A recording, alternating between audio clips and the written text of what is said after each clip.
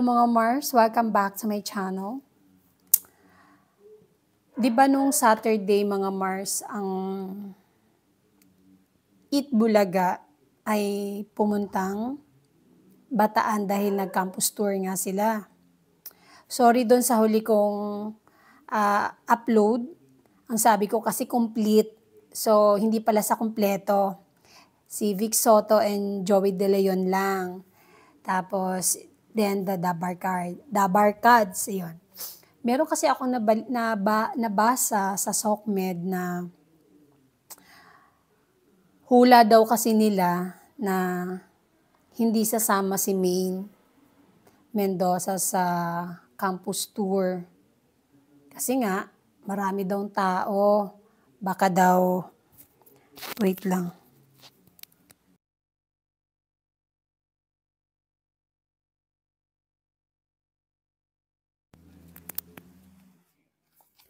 Baka mabash.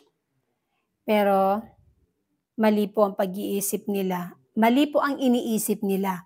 Dahil present po si Maine at napakasaya nga ni Maine dahil sumayaw, may production sila kasama si Miles, si Karen, and Riza. Yun. Tapos, sinahanapan talaga nila ng mali si Maine every time na nakita nila sa Eat Bulaga. Ini-screenshot nila yung picture na malungkot si Maine. Tapos gagawa nila ng kwento, sasabihan nila na grabe, mugtong-mugto ang mata ni Maine sa kakaiyak dahil sa problema ng kanyang asawa. Pero, syempre lahat naman ng tao pag syempre hindi ka nakangiti.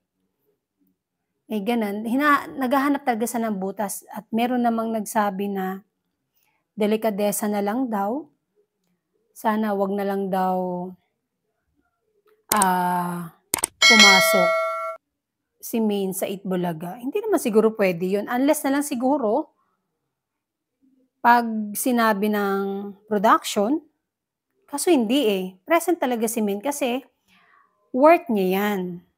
Dahil daw, di ba daw nahihiya si Maine dahil bit-bit niya ang Eat Bulaga production at ang president pa ngayon ng Senado ay si Tito Sen.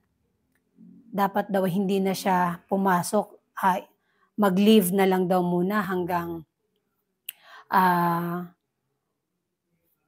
inaayos pa ang kanilang problema ng kanyang asawa. Siguro, dahil wala namang sinabi ang Eat Bulaga production, kaya ganun pa din.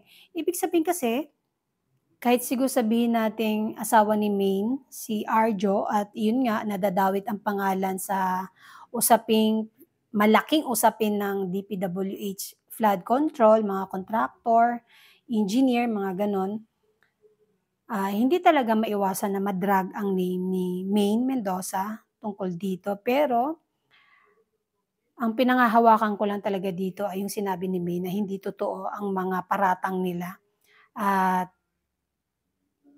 ginagawa nila o ni Arjo, kampo ni Arjo, nalilinisin niya ang mga pangalan. Marami talagang lumalabas hanggang ngayon. Lumalabas na kwento about dito. Mas mainit pa nga eh dahil nga kilala si Maine, sikat si Maine kaya talagang lalong mainit at talagang dumedepensa si Maine, dinidepensahan niya ang kanyang asawa kasi nga asawa niya. Hindi pwedeng ialis yan kay Maine dahil mahal niya ang kanyang asawa. Meron pa nagsasabi, kasi pinatulan mo pa, diyan ka pa pumunta, dapat kay Alden ka na lang. Oh, hindi naman yun. Eh, sabi nga ni Maine, hindi siya niligawan ni Alden kahit crush niya. O, di ba?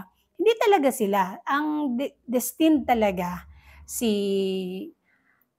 Maine kay Arjo Atayde. Ayan, di ba? Kaya antahin na lang talaga natin. Wag naman sana kayong gumawa ng kwento na mali. Antayin na lang natin na matapos itong malaking usapin na ito at malinis na ang pangalan ni Congressman Arjo Atayde at manahimik na rin kayo. And that's it mga Mars. Thank you for watching this video. Please like, comment, share, and subscribe for more scoops. Bye!